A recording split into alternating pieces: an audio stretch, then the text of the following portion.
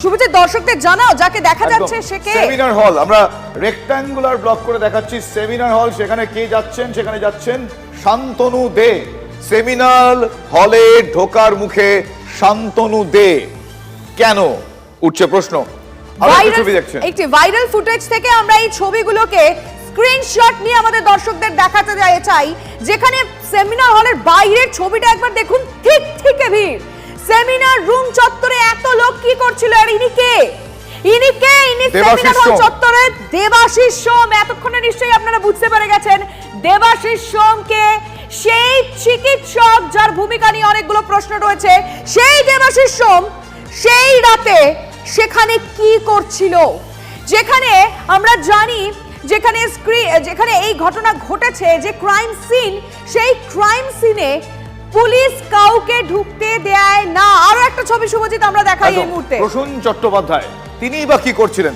মানে যাদের যাদের ছবি আমরা আপনাদের দেখাচ্ছি এই মুহূর্তে, একটা প্রশ্ন উঠবেই। সেমিনার হলের সামনে ঠিক থেকে ভিড়, এত মানুষের সেখানে সমাগম, কিন্তু রিমা অবাক লাগছে এই সেমিনার হলে যাদের মেয়ের সঙ্গে সেদিন সেই ঘটনাটি ঘটেছিল তাদেরকে ঢোকার অনুমতি দেওয়া হয়নি। এরা কি করছিলেন সেখানে? দেবাশিস সোম, প্রসূন চট্টোপাধ্যায়, শান্তনু দে, তারা কি করছিলেন? বহিরাগতরা সেদিন সেখানে কি এমন গুরুত্বপূর্ণ কাজে গিয়েছিলেন? সবথেকে বড় প্রশ্ন শুভজিৎ এটাই, যেখানে ক্রাইম সিন সেখানে পুলিশের উপস্থিতিতে কারোর আসার কথা নয়। এবং তার থেকে বড় প্রশ্ন, যেখানে তিলোত্তমার বাবা মাকে ঢুকতে দেওয়া হয়নি। 3 ঘন্টা অপেক্ষা করতে হয়েছে একবার মেয়েকে দেখবেন বলে। আর সেখানে এরা কারা? এরা তো কোনো পুলিশ নয়, এরা তো কোনো তদন্তকারী সংস্থা নয়। একজন আইনজীবী, একজন ডাক্তার এবং আরেকজন পার্সোনাল অ্যাসিস্ট্যান্ট, একজন পিএ। এদের এখানে থাকার কারণ কি? কেন তারা সেদিন সেমিনার হলের বাইরে উপস্থিত হয়েছিলেন? একেবারেই তাই।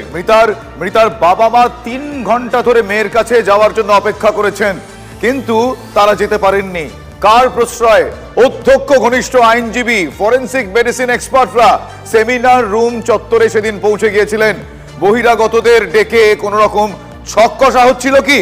সেমিনার হলে কি সেদিন সময় নষ্টের ছক্কষা হচ্ছিল? তার কারণ আমরা জানি লিমা, এই ধরনের ঘটনা ঘটলে প্রথমেই সেই জায়গাটা সিজ করে দেওয়া হবে। তারপর তুমি একটা জিনিস খেয়াল করো, এই ছবিগুলো যে ফুটেজটা ভাইরাল হয়েছে, পুলিশকে কিন্তু দেখা যাচ্ছে।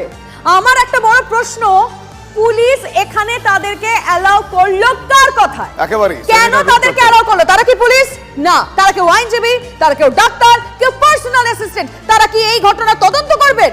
তারা সেখানে সেই রাতে কি করছিলেন? এই ফুটেজে কেন তাদেরকে দেখা যাচ্ছে? যেখানে পুলিশের সামনে তারা সেমিনার হলের সামনে দাঁড়িয়ে রয়েছেন, যেখানে তার বাবা মা তার মেয়েকে একবারও দেখতে পারেনি, তারা কি করছিলেন?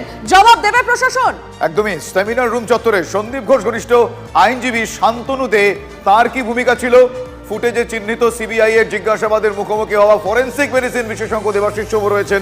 তিনি কি করছিলেন?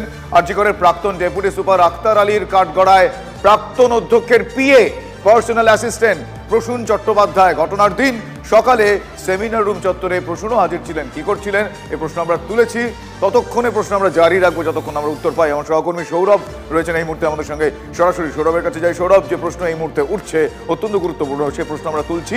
ছবিতে তাদের স্পষ্ট দেখতে পাওয়া যাচ্ছে ঠিক থেকে ভিড়। 3 ঘন্টা নির্যাতিতা মৃতার বাবা মা অপেক্ষা করছেন, কিন্তু তারা সেখানে চলে গেলেন। এবং তারা অতক্ষণে থাকলেন, কি করছিলেন, কি করতে পারেন, তার ইঙ্গিত কি একটু যদি বলো।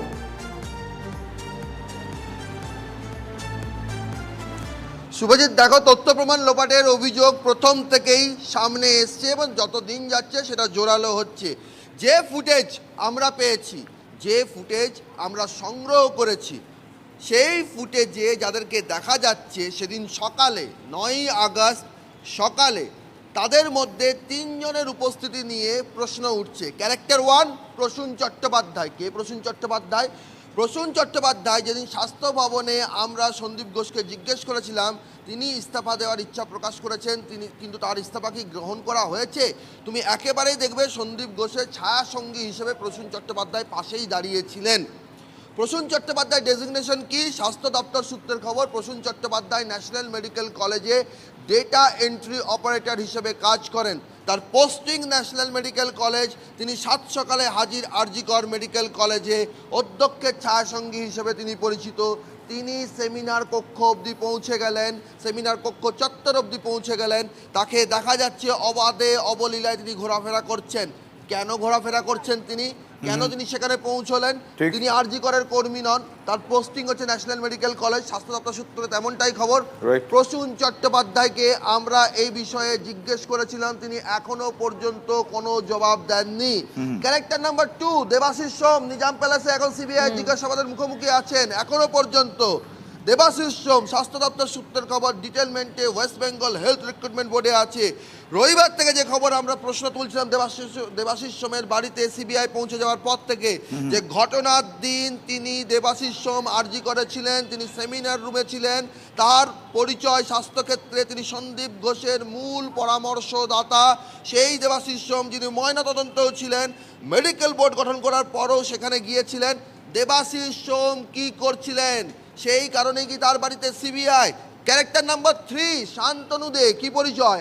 আইনজীবী, অ্যাডভোকেট। তিনি কে? তিনি সন্দীপদের ঘনিষ্ঠ আইনজীবী।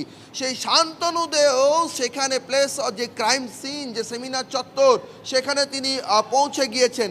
কি করে পৌঁছলেন সকালবেলায়?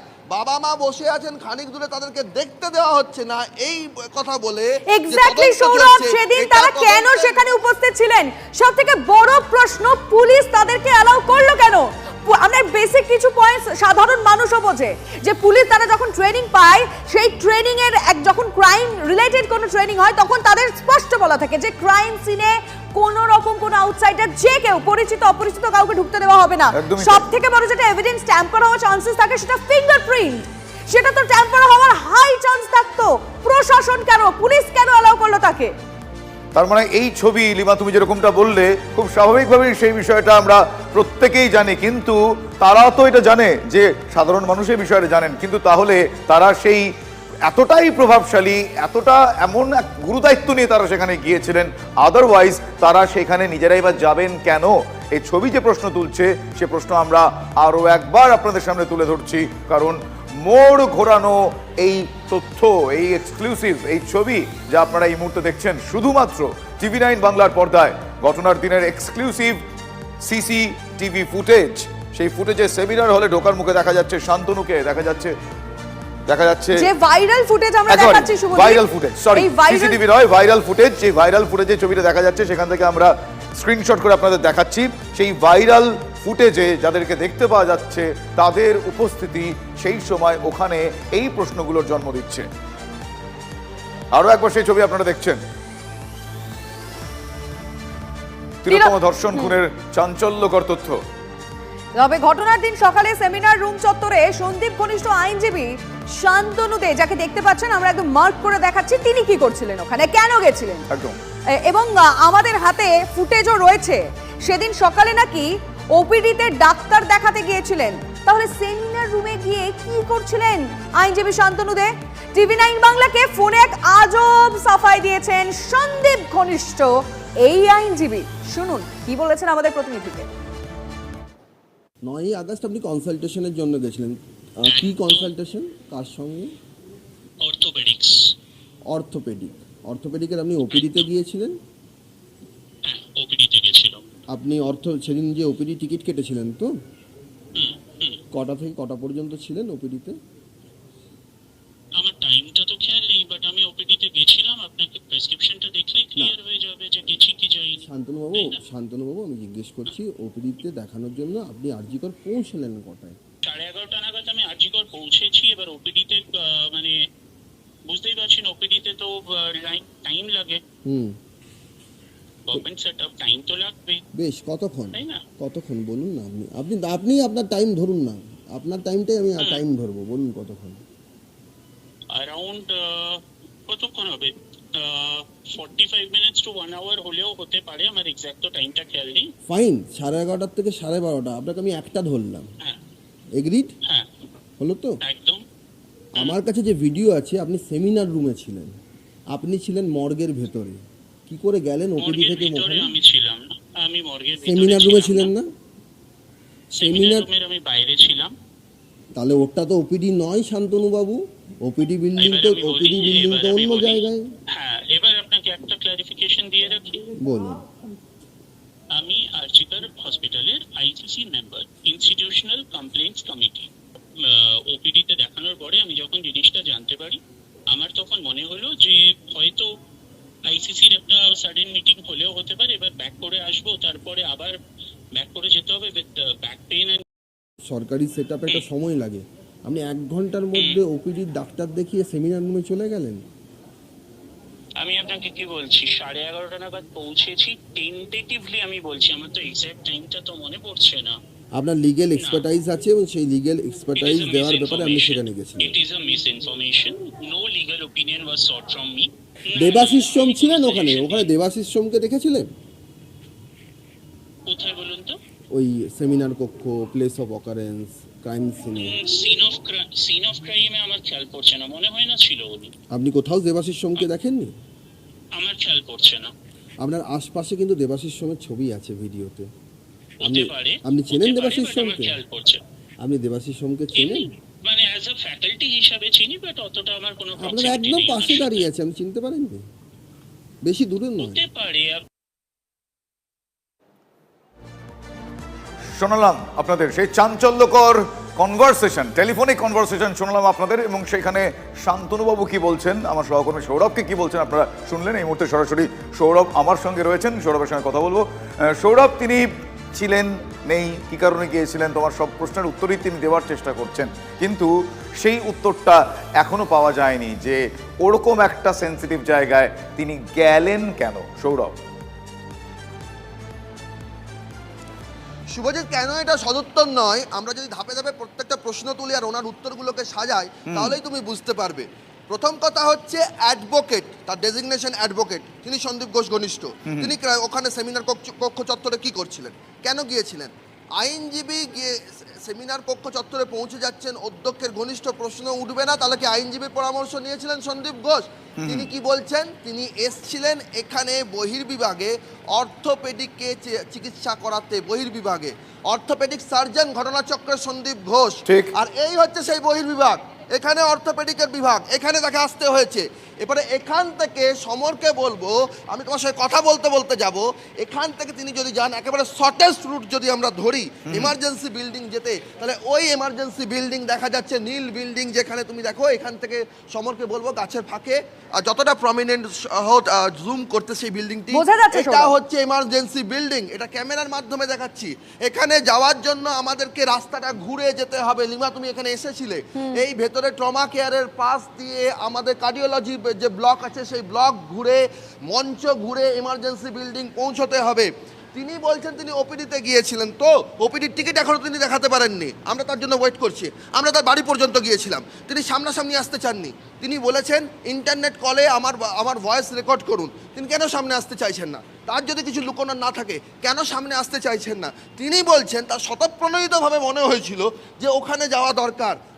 আইসিসির আর কোনো সদস্য, তিনি দাবি করছেন তিনি আইসিসির সদস্য, আইসিসির আর কোনো সদস্য সেদিন ছিল যাদের মনে হয়নি স্বতঃপ্রণোদিত। তাহলে তো সৌরভ, ওপিডিতে যারা দেখতে আসছেন বা যারা ডাক্তার দেখাতে আসেন, কারোর যদি মনে হয় যাই আমি একটু সেমিনার হলে যাই, আমি একটু দেখে আসি, সে গিয়ে দেখে চলে আসতে পারবে? এতটাই কি সহজ? ঠিক।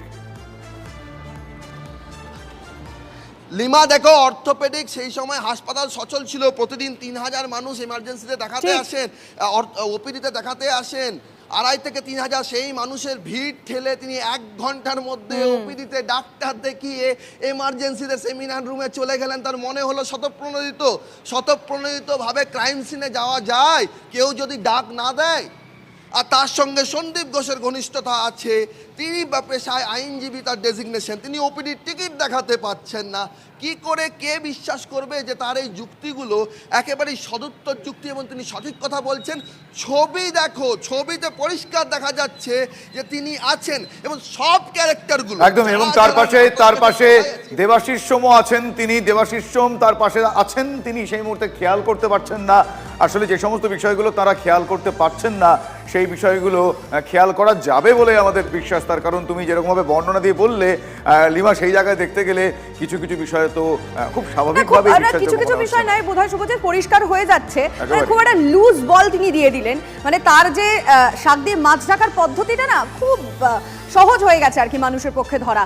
কিন্তু এই বিষয়টা কি এত সহজে ঢাকা পড়বে? কারণ আজ TV9 বাংলা যে ছবি দেখিয়ে দিল, যে খবর আমরা ব্রেক করলাম, মোর ঘোরানো এক্সক্লুসিভ, তা নিয়ে তো এখন অনেকগুলো প্রশ্ন তদন্তকারীদের মনেও উঠবে। তিলোত্তমা ধর্ষণ খুনের ঘটনায় মোড় ঘোরানো এক্সক্লুসিভ